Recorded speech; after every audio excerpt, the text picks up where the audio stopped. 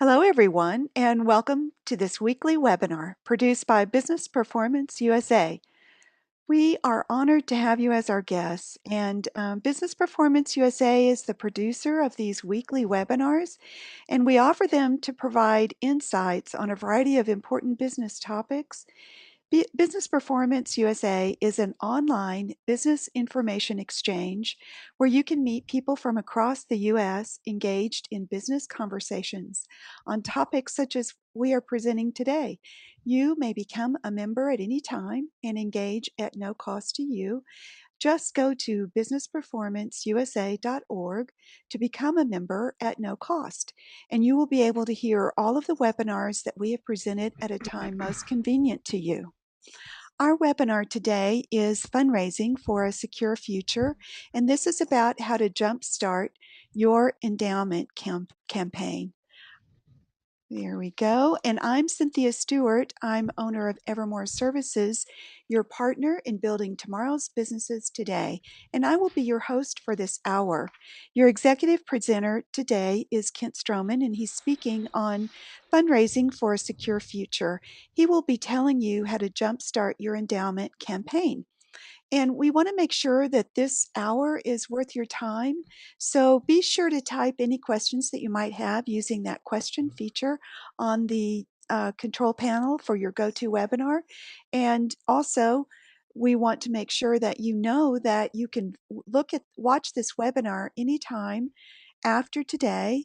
It will be posted on businessperformanceusa.org, and you can also view it via youtube.com. And those links will be coming out in email messages after today's webinar. We are recording today's webinar, so just to let you know, and I'll keep all of the folks on mute. And so again, if you have any questions, go ahead and use that question feature. Well, let's get started. Let's just talk about Kent Stroman. And I know Kent personally, and we are so honored that Kent is our presenter today. He's the owner of Stroman and Associates. Basically, he's regarded as America's asking coach. And what's an asking coach? Well, that's someone that teaches you how to ask and make the big ask. Kent Stroman is a talented speaker, an insightful advisor, an effective communicator, and a published author. And his purpose in life is to equip, inspire, and encourage. He accomplishes this through his speaking and writing and teaching and consulting and executive coaching. And I guarantee he does a whole lot more than that.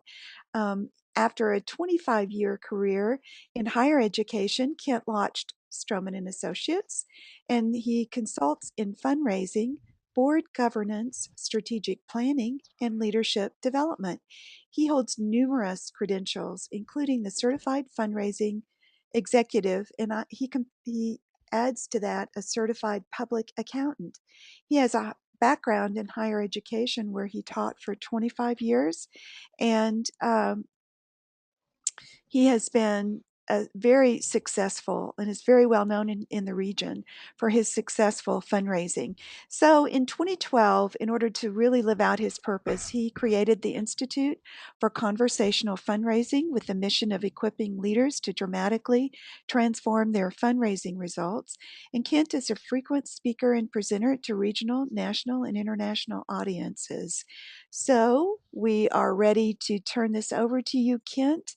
I'm going to shift the controls to you now, and we welcome Kent Stroman.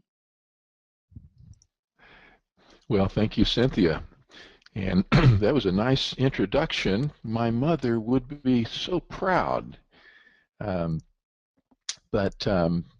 great lead in to today's topic, fundraising for a secure future. And the focus today is on jumpstarting the endowment campaign. But let me just mention this, that essentially everything we're talking about is almost equally applicable to any kind of fundraising campaign. So even though we'll be focusing on endowment, and we'll talk about some of those distinctives, don't feel like the principles that we're addressing are limited to just that one realm. And the other thing, let me just mention, is that I'll be offering suggestions for filling out the handouts that are part of today's presentation package, but I want to start with this question. How is the endowment campaign like or unlike a capital campaign? And I wish we were all in the same room together because I love to have that personal interaction. But while I'm waiting for responses on the chat box, um, what I would like to just suggest is that there are more things in similar than there are difference when we think about an endowment campaign and a capital campaign. And so let's just start with a couple of definitions. I think this will be helpful as we move forward. So first of all, I just want to give the definition of endowment, and I will tell you that endowment is one of those terms that's used oftentimes in fairly generic ways, but it's a fairly technical term, and so we're going to use this endowment, excuse me, this definition of endowment as we go through today's session. So permanent endowment funds of a nonprofit organization are established by donor-restricted gifts and bequests to provide a permanent source of income. The principle of a permanently endowed or a permanent endowment must be maintained permanently, not used up, expended, or otherwise exhausted. So some key terms there. First of all, endowment funds are legally restricted. The restriction, though, comes from the donor, not from any other source. Now, sometimes I'll hear people talk about, well, our board created an endowment and put some money in there. Well, if it's board created, that's a nice thought, but that's not a permanently restricted fund that's restricted by a donor limitation. The other key thing is that it provides a permanent source of income. So when we talk about securing the future of a charitable organization, one of the ways that the endowment, the creation of an endowment through an endowment campaign accomplishes that is that it provides income year after year after year after year. So that principle must be permanently maintained. We can't use it up, spend it, or exhaust it any other way. Again, I will tell you from time to time I hear nonprofit leaders talk about, well, we had an endowment, but then we spent it on blah, blah, blah, blah, blah. And if they truly had endowment funds, and if they indeed did spend those, then that's a very serious violation. So, so we see, first of all, the definition of endowment funds. The other thing that I want to do is just give you a description about the income. So the income from permanent endowments may be spent, and it's controlled by, here's fill in the blank, the donor's restriction and the organization's governing board. So there are basically two types of endowment. And that is where the income is either unrestricted or restricted. Again, who decides? It's the donor. So if someone makes a gift to our organization, it's $10 million, this is for your endowment, and they're silent on anything beyond that, that means those funds can be invested. The income from that $10 million then can be used for any purpose that's congruent with our charitable charter, for our reason for existence. That's an unrestricted endowment. By contrast, a restricted endowment is one where the donor says, I want you to use this to support your scholarship fund. Okay, again, the $10 million cannot be spent. The income from that, though, can be used for one purpose, and it's to fund scholarships. They haven't said what kinds of students or athletes or whatever. It's open. It's for scholarships. So again, the key word that I want to focus on in the description of income, two things. Number one, income may be spent, and it's controlled by the donor's restrictions. So the next definition that I want to share today is the endowment campaign. So when we use the term endowment campaign, This is an intensive, organized fundraising effort. It's targeted for specific perpetual funding priorities, and it lasts for a specific period of time. And on the screen, you'll notice we say usually 1 or more years. And I wanted to say that every charitable organization is in a fundraising campaign. The question is, how specific is it? How formal is it? And what's the duration? How long does it last? So the purpose of an endowment campaign, again, what's the specific purpose? It's to provide perpetual funding. And again, whether that's for scholarships or for other kinds of programs, depending on the nature of the organization, that's going to be specified. I'm going to excuse myself just for a moment, take a drink. If you think it sounds dry on your end, you should be here. This is the dry guy. So a couple of key terms here again. The campaign is intensive, it's organized, and it's a specific period of time.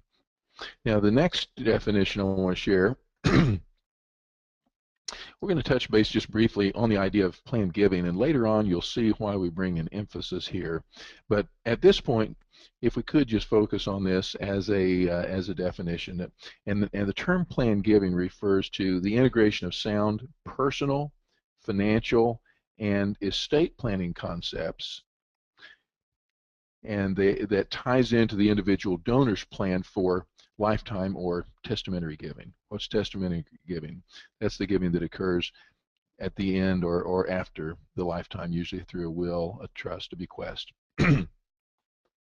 So planned giving integrates these planning concepts with individual donor plans. And as we go along, as I mentioned, I want to bring about a connection in that. So when we think about a campaign, I just want to share these campaign phases for an endowment campaign. If you'll notice, there are 5 different phases. Phase number 1 is the planning phase. In the most successful campaigns, oftentimes this is the longest phase of all of them. And we like to say that the results are rarely better than the plans. And so in our work, we put a lot of emphasis on planning the campaign. You'll notice there are 4 key components there. And I will say this, that on any of these phases, this is not an exhaustive listing of the components or the content of that particular phase, but I have tried to identify those elements which are kind of at the top of the scale. What are the big chunks, so to speak? So in planning, we start with strategic planning at the organizational level. And we want to make sure then that we're pursuing goals that are congruent with the long-term vision of the organization. So we start by planning for the organization or the institution. Then we'll do some initial campaign planning. This is where we get an idea of if this campaign were to be successful, what would be some of the components that are involved. So that's kind of an early sense of what the campaign will be about. Now, there are 2 important studies that we want to conduct. One is internal, that's the Readiness Assessment. The other is external, and that's the Feasibility Study. So the Readiness Assessment, and generally both of these are conducted by an outside professional. Frankly, a lot of my work with my firm is in the area of assessing readiness of organizations for a major campaign, and then studying feasibility. So the Readiness Assessment, we look inside the organization and ask ourselves the question, are we ready to succeed with a campaign of this size and of this duration and so forth?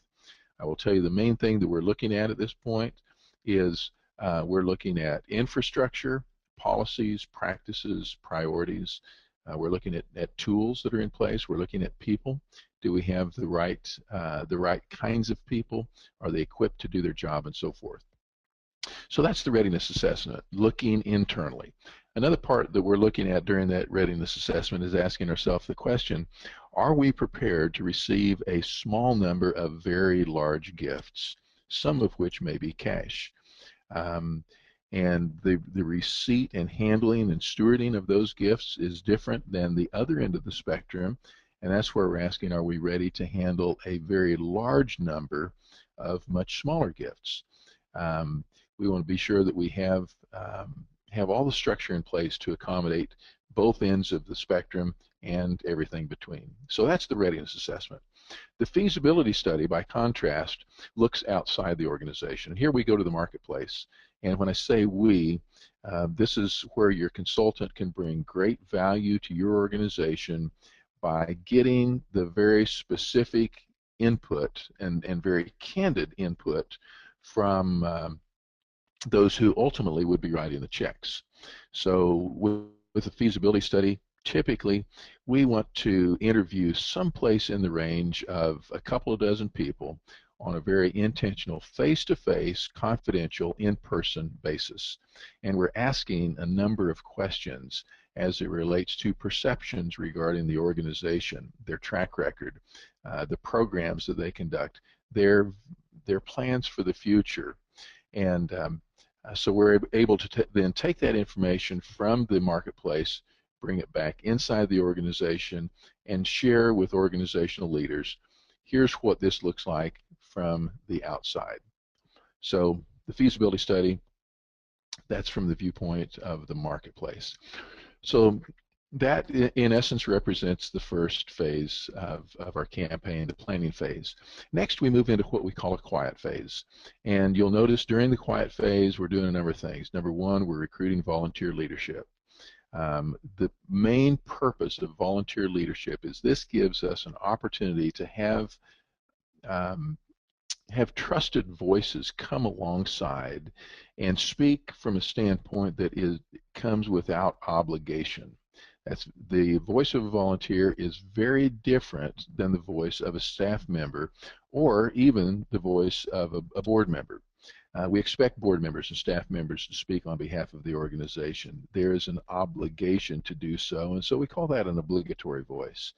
By contrast, people who are outside those definitions speak with a very different voice. They are not obligated to speak on behalf of or for the benefit of the organization.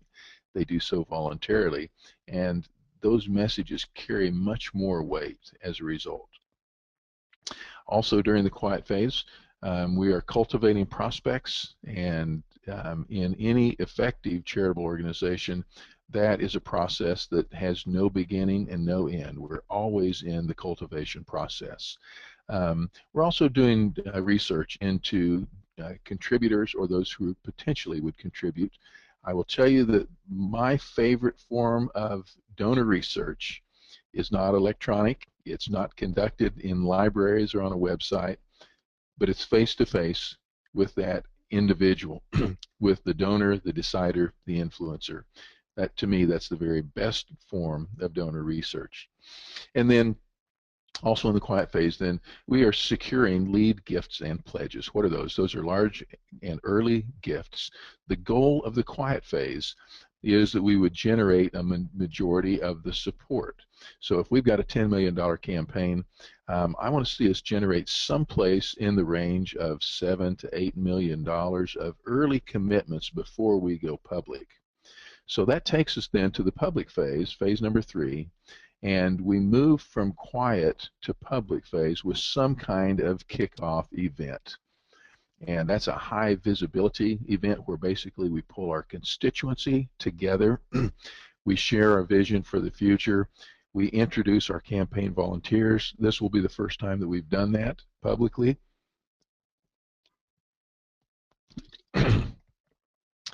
Pardon me. And then we're also going to announce the progress that we've made during the quiet phase to have secured that 70 to 80% of the goal that we just mentioned. It's going to create a momentum then which will carry us through one of the longer parts of the campaign, and that is securing those general gifts. A very large number of smaller gifts. We're raising the last 20 to 30% of the goal. Now, in our business, we say that the hardest dollar to raise is the last dollar. And we may think, well, $10 million campaign, you're going to have a lead gift in the range of $1 to $2 million. How much harder can it get than that? And just take my word for it. When we're closing in on the very last part of the goal, it's so difficult. And the reason is that we've already asked everybody we know for a gift, and we've already asked everybody they know for a gift. And so where else do we go? So that's the public phase. Now, when we can begin to see the goal, the finish line in sight, then we move into phase number 4, which is the wrap-up phase. During the wrap-up phase, we're implementing our closing strategies. We have our final push, and we reach the goal. And then what do? Have a big party. We celebrate. And one of the key things that oftentimes is missed in organizations, we know how to work hard, but we never pause and give ourselves credit for what's been accomplished. And so the celebration part of the wrap-up is a very key element. Part of what we want to do is to make sure that our volunteers and our contributors and even our staff, our own employees, we want to give them permission to feel good about what they've done. And that's what that wrap-up celebration does. So then we move into phase number 5. Easiest phase to overlook, but it's the most crucial from this standpoint. We say the easiest money to raise is money that's already been committed. So when we've been asking people for pledges, and usually multi-year pledges during our quiet phase and our public phase and our wrap-up phase, those funds have been committed, but they haven't yet been given. So the easiest money in the world to raise is money that's already been committed. But I want to expand that and say the easiest money to not raise is money that's been committed, but we don't ask for it. So that becomes a neglect, and it's very easy to not raise those dollars. So the stewardship phase is so important because we keep an emphasis on redeeming those pledges, turning them into receipts, and then you'll notice then also we're on an ongoing process of reporting the results. We've asked people to give generously. They've done so. And so again, we want to report back to them, let them know how things are progressing. And let me just mention this. I love sharing stories of success and failure.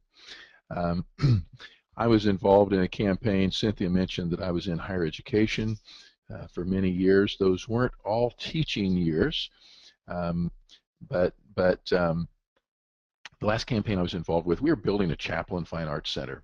Um, um, Very large scale project, big budget. We're in the final push, and we're trying to close the gap. And in the process, I got a call from somebody who actually was retired. He had retired from a career as a pastor, a missionary, a college professor.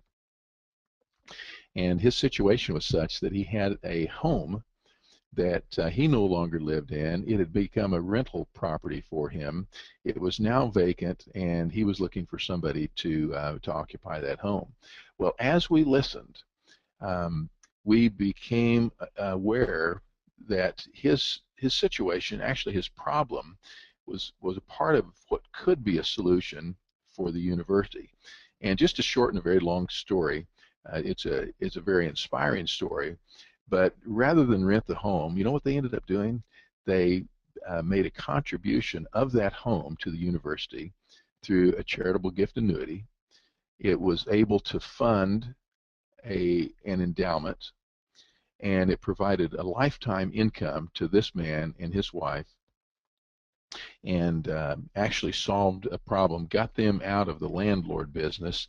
And I will tell you that they were thrilled. And to this day, I think they're glad they don't have to worry about renters or cleanup or paint between occupants. Um, and this was one of those things that occurred during that wrap-up phase, but it became an important part of the stewardship phase as we kept focused on feedback, what their generosity was providing for the institution that meant so much to them. That's a great Now, story, Kent. one of the Can I one ask one you of a the other key question? aspects. Oh, thank you. Absolutely. Yeah, I'm looking at those phases and I'm just wondering, you said the planning phase was really the longest phase, but then there was that quiet phase. And Would you say that those are your longest phases there? Or can you give us sort of a bit of a timeline on what it takes for, let's say, your Well, average campaign or a typical campaign? I get asked this question often, and I will tell you I have no clue what average or typical is when it comes to fundraising campaigns. Um, I've worked with clients and on projects where the planning phase was many years in length. In fact, let me just go back real quickly to that slide. That planning phase may be many years. On other projects, though, it may be simply a matter of months. I will say it's not just hours or days, um, but we want to adequately plan, but not fully plan. If we wait until it's fully planned, we'll never move off of dead center. The quiet phase, good question. And here's what I want to say about the quiet phase. The length of the quiet phase has less to do with number of months, less to do with the calendar, and more to do with that percentage that I gave you earlier. When we talk about raising 70 to 80%, somebody says, well, we want to go public before that. That seems like waiting too long. Here's the reason why we recommend waiting until we get to that point, and it's so that we can minimize, if not avoid, donor fatigue. What is donor fatigue? Well, we think it's a general condition that donors are tired of being asked. I will tell you that in my experience, for the most part, donors really aren't so tired of being asked as they are tired of being hinted at. And the things that show up in your email box and the mailbox out in front of your home, those are not, in the truest sense, those are not really asks, those are hints. Where donor weariness comes into play is the situation that we were talking about earlier, where we are in our organization, we're in a campaign, and we've been going back publicly to the same donor group again and again and again, month after month, year after year, and it just feels like I keep giving, but we're not any closer to the goal. So one of the ways that we manage and diminish that donor fatigue is by waiting to go public until we're at a point where we've crossed that line someplace between 70 and 80%. And here's why. If we can limit our fundraising in the quiet phase to just the last 20 or 30%, then we can minimize that burdensome thing of going back again and again and again. Probably the biggest mistake that I see in major campaigns is they go public too early. In fact, I was contacted recently by an organization. They told me, well, we launched our campaign back in October, not last October, the year before that. Okay. And how many dollars did you have committed in gifts and pledges at that time? Well, maybe 25 or $50,000, and the goal of that campaign was someplace over $3 million. Well, it almost immediately went into a stall mode, and again, they just had way too much time out in front of them. So I don't know, Cynthia, does that answer your question? Yeah, I think that really helps understand that quiet phase. Many of us that are not involved in that fundraising may not be aware of a quiet phase. So glad that you brought that up.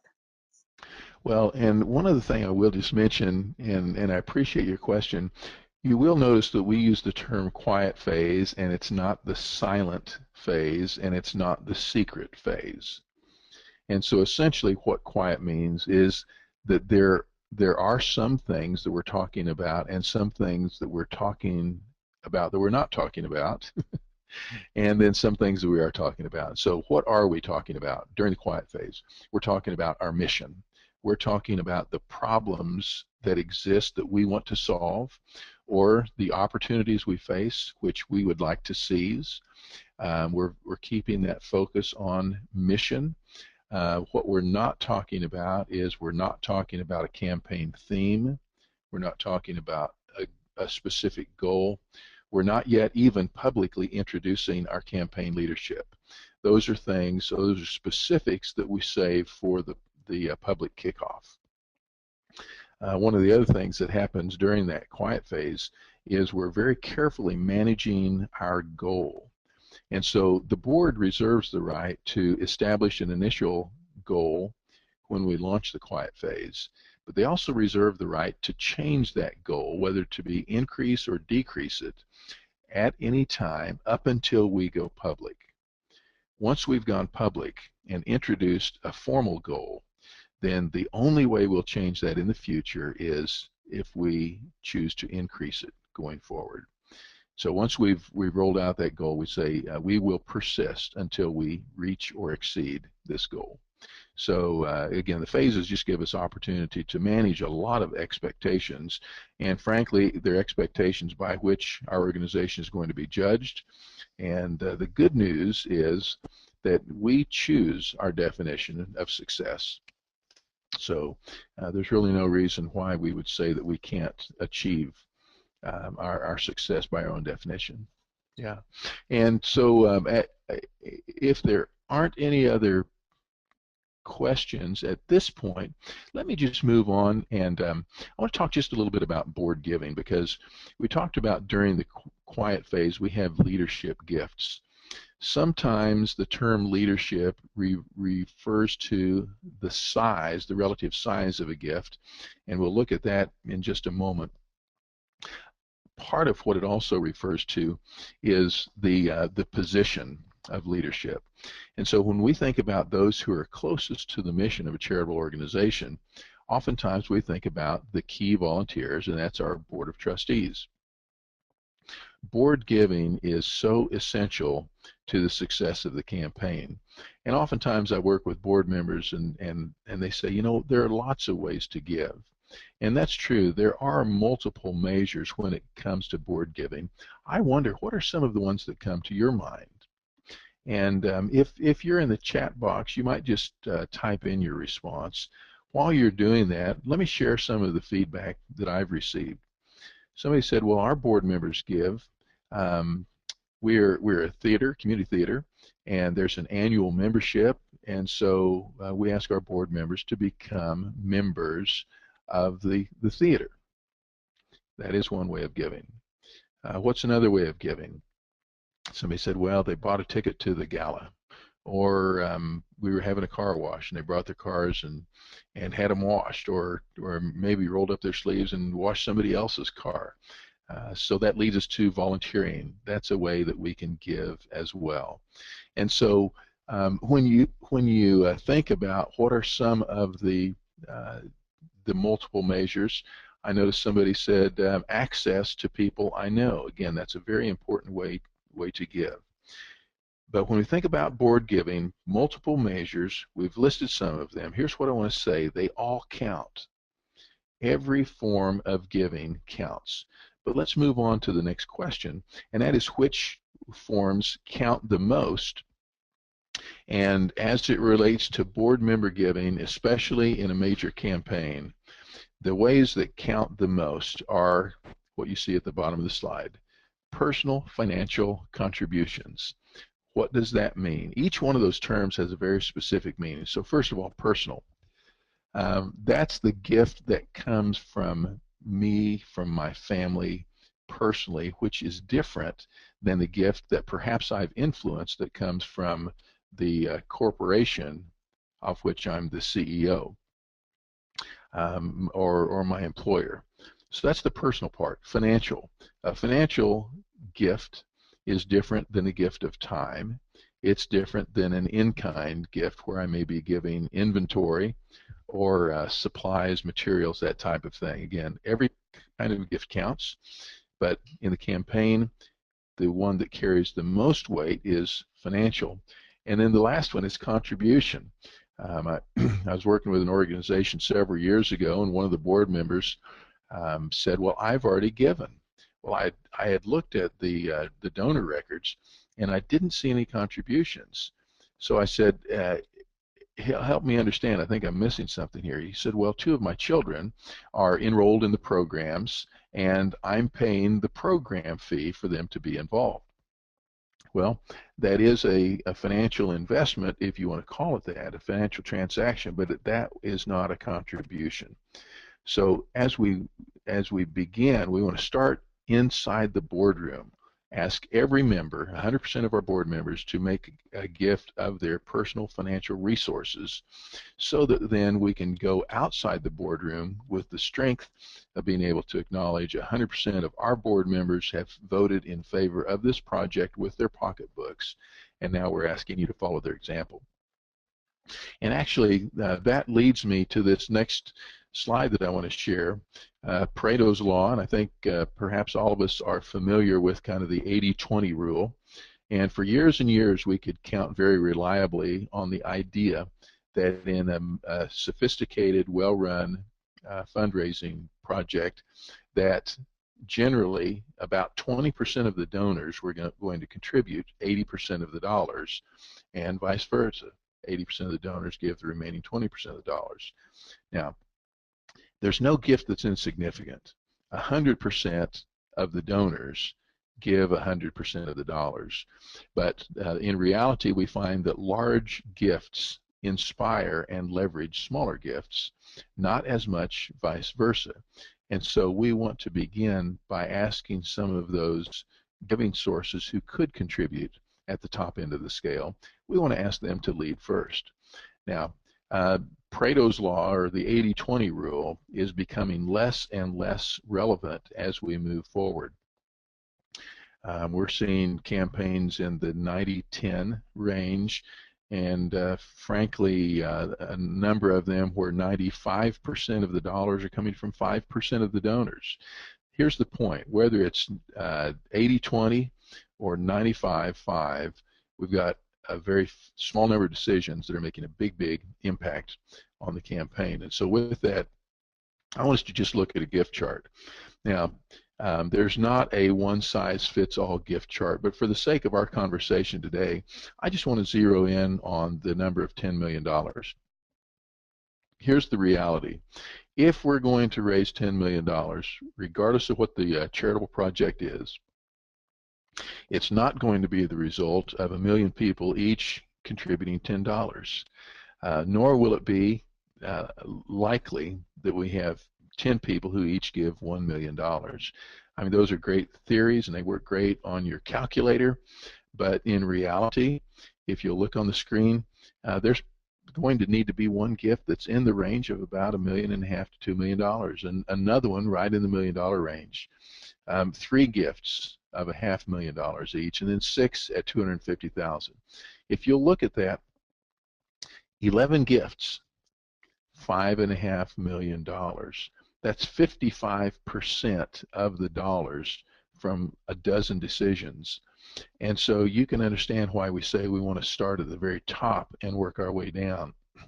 So in the quiet phase, our first focus is on the leadership gift range, and then we're going to move down into the major gift range. For this scale, those are gifts that are as low as $25,000, as high as $100,000. Usually these are commitments that are fulfilled over a multi-year period.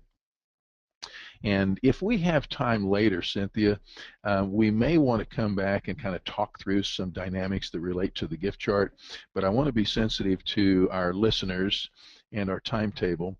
And so right now, if we could, let's just move on. And I want to put up a picture that's called the pyramid of giving.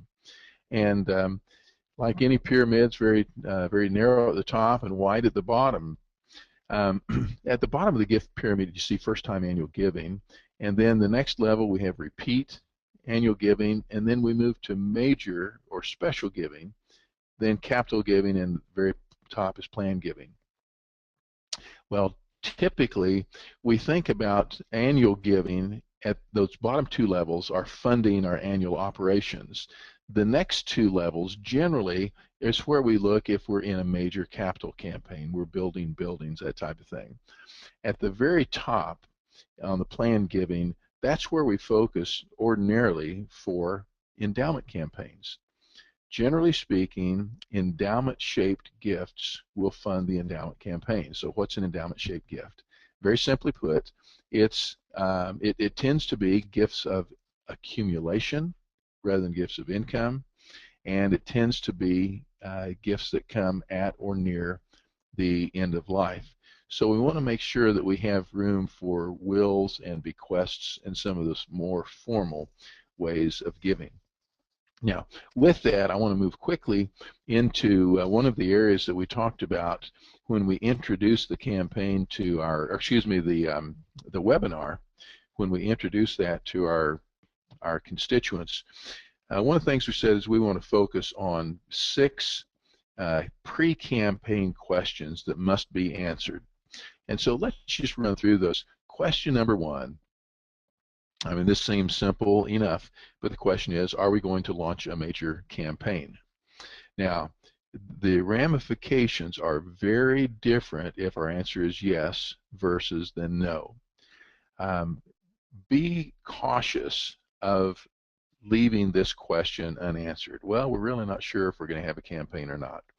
A major fundraising campaign is something that deserves the clarity and the certainty behind a decision that's made in the boardroom. So question number 1, are we going to launch a major campaign? The next question, oh, I guess we got a quote here, yeah. So, why do we launch an endowment campaign? Well, ultimately, it's because we want to go to a different place than we are today. And here's what I want to say, that our present location, regardless of how advantageous or disadvantageous that place is, whether it's in our own personal lives, in our organization, or frankly, even as a nation, our location becomes our destination only if we stop moving. So when we make a decision to go forward with a major campaign, that's one of those corporate responses that says, we're not staying here. We're moving to a different destination. So that takes us to question number 2, and that is why. Why conduct a campaign? And I want to suggest, I believe this is the most critical success factor we can have, and that's to answer the question why. Why isn't because somebody else has too much money and we don't have enough. That's not a sufficient why. Why is the motivating reason, and ultimately it's back to the embodiment of our mission. Why do we exist? Are there needs in our community, regardless of how large or small we define that community, are there needs that aren't going to be met on their own? And if the answer is yes, then we've got to have some way to communicate that outside the organization. So one of the things that we need to do is what I call putting a name and a face on the mission. And I'm just going to share this. This is an advertisement that actually came out of the alumni magazine from the University of Wisconsin. It's an ad, as you can see, by the foundation. This puts a name and a face on the mission. Why does the foundation exist? 2 very short sentences. It says, your legacy, their future.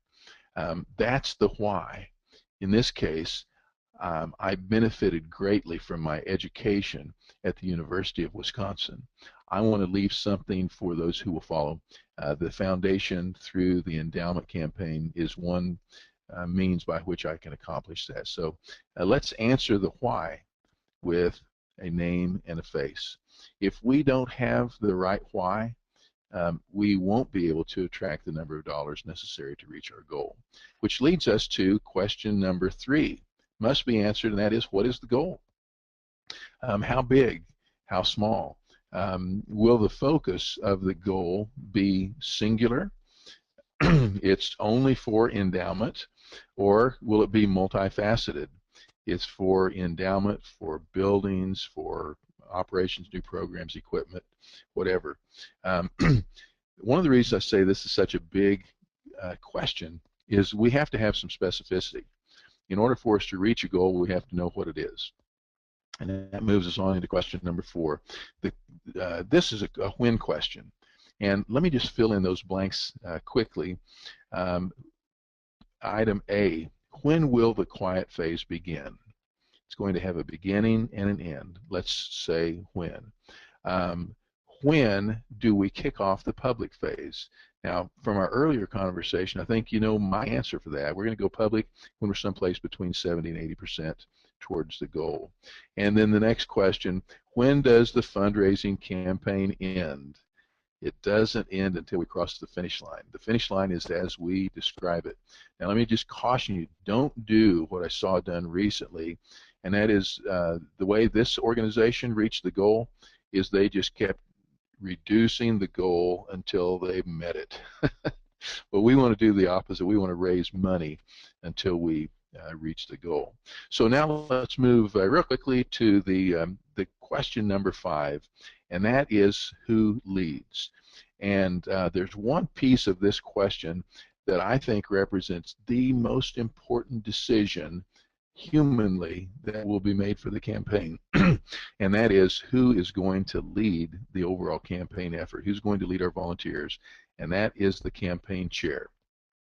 I believe more than any other single decision, the choice of who leads our volunteer effort is crucial to the success of it. Now, we also want to say who leads the staff, and here's the answer: the CEO. Who leads the board? Again, a simple answer: it's the board chair. Who leads the overall endeavor? That's your fundraising consultant. Who leads the volunteers? It's the campaign chair. And with that, I'm just going to quickly share a resource.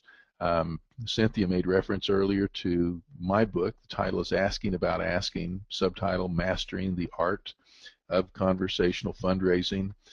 Part of the reason that you want to consider including a consultant in your endowment campaign is they can lead from a standpoint of recent experience, and a lot of that experience is represented in this book. If you haven't read it, I'm kind of biased, but sure, get a copy. And other valuable resources can be located at Charity Channel Press, and you'll see the website there. It's charitychannel.com/bookstore. Some great resources that can help equip leadership of your project. And so question number 6 is a big what if question, and I want to share four completions of that. What if question number 1: what if we get tired or discouraged? And if our answer is, if that happens, we will give up, we'll come to an early conclusion, I can save you a lot of time and money, and that is don't start. Because in a major fundraising campaign, if it's large enough to be worth the effort, at different points along the way, different key leaders will get tired and will get discouraged. So let's prepare in advance some relief valves. When we get tired, when we get discouraged, here's what we're going to do. Here's how we're going to respond to that. Fill in the blank B. What if things change? What if the economy changes? If there's a change in personnel? What if there's something about the environment changes?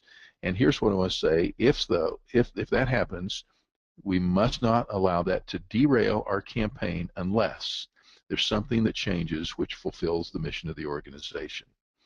I was involved in some very big projects when the financial turndown, the economic turndown of 2008 and 9 hit.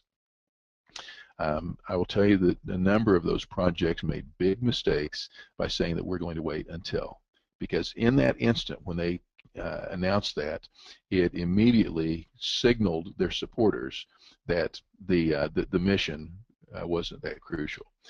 What if question number 3: what if that one big gift doesn't come in? And if it's about one gift, it's not a campaign, it's a request. And we've got to have a bigger vision than just one gift. In reality, our advice is we recommend that we identify 3 prospects for every gift so that we can have a reason to expect to reach the goal. And then the last what if question is, what if we don't reach the goal? The easy answer is that if necessary, we will extend the timeline until we do. And so with that, I'm just going to make reference in passing to the Asking Academy. You can find more information on conversationalfundraising.com. But with the Asking Academy, we equip those who are leaders in charitable organizations, whether volunteer, executive, staff. We equip them to truly be effective with major gifts fundraising. And so I notice that our time is slipping away. As we wrap up, I want to just ask you to take a moment and answer this question. For you, what is today's most important point? I know we touched on a number of things. I hope several of them are things that you would consider to be valuable, but you're not going to implement everything that came across the screen today. I want to encourage you to take one thing that you can implement beginning today at the conclusion of this webinar. What's one thing that you can say is most important for you in your circumstance? What's one action step that you can take? When will you take that? And who will you become accountable with for that? And so I just want to share this quote, and this comes from Booker T. Washington, not someone that I knew personally, but what a legacy. And he says, success is to be measured not so much by the position that one has reached in life as by the obstacles that one has overcome while trying to succeed. Well, he certainly was speaking from experience in that. And I would say in any well-designed, successful endowment campaign, there are going to be obstacles, and the fact that they occur isn't the defining moment. How we overcome and how we succeed in the midst of those obstacles will be crucial. And I want to be sure and save a few minutes for some of what Cynthia wants to do in terms of wrap up. But as in my part of today's webinar, I just want to say a very sincere thank you for your kind attention. Thank you for being a part of this. For those who are listening at a later date, thank you for tuning in. And I do wish you every success in your fundraising campaign, whether it be focused on endowment or otherwise. And with that, let me ask Cynthia if you'll kind of wrap things up for us, however you have in mind. I sure will. Thank you so much, Kent. That was very informative. In fact, I'm surprised how much information you were able to pack in there. Like I said earlier, I have not run fundraising campaigns, but I have no doubt that if I were to come under your tutelage, I would certainly know how to run a campaign if I needed to. And with that, let me go ahead and take over the screen sharing now.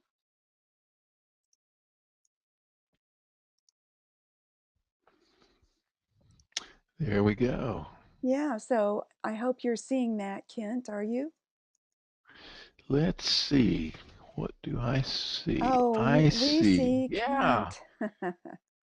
Are you sure you I want to see am. that? I'm not on the right side. I got very entranced and did not shift slides. Sorry, folks. I'm going to run through these and don't watch because it'll make you seasick. I think you're Okay. going to slide 29. There's almost. What I want to do is just to give you an opportunity to write down how you can get in touch with Kent. Again, Kent Stroman, and he's a tall fellow. I don't know if you can tell from this photo, but write down write down kentstroman.com, and that'll be one way that you can access him. I think he's got multiple URLs, so if you go out and say Kent Stroman in Google, you'll find multiple things. And we've welcomed Kent back. I know you're shocked, but we've welcomed him back, and we are teeing up for May the 6th. He will be back to talk with us on 7 keys to success in high stakes asking. This is an excellent webinar. I have been privy to some of this material, and I can say that you want to come back and hear what he has to say.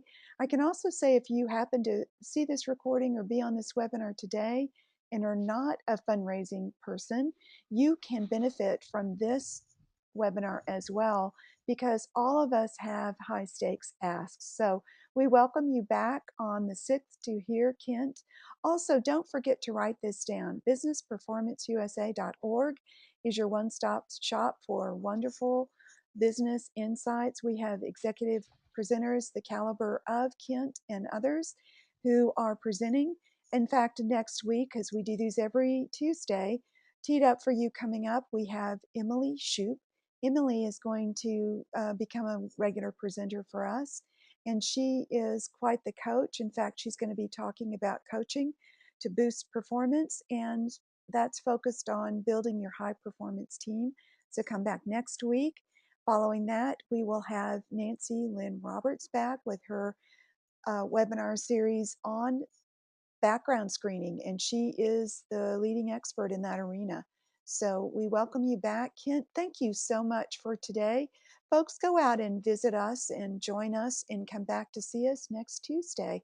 And certainly come back for Kent's great webinar on 7 keys to success in high stakes asking. Thanks, everyone. And that ends our webinar for today. We appreciate your time and attention. Bye bye.